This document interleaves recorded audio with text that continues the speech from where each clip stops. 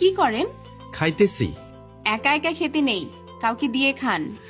Cigarette খাচ্ছি, খাবেন? ছি ছি, আপনি এসব খান? খাই তো। সেদিন না বললেন আপনি এসব খান না? সেদিন মিথ্যে বলেছিলাম। কিন্তু মিথ্যে কেন বললেন? তাহলে কি আপনি খারাপ মানুষ? লোকজন তো তাই বলে, এখন আমিও বলি। তো আপনি খারাপ কেন? জানি না, এমনিতেই খারাপ। তাহলে ভালো হয়ে যান না কেন? চেষ্টা করি না, তাই হই না। তাহলে ভালো হয়ে যান। ভালো হতে পয়সা লাগে না, সেটা তো জানেন।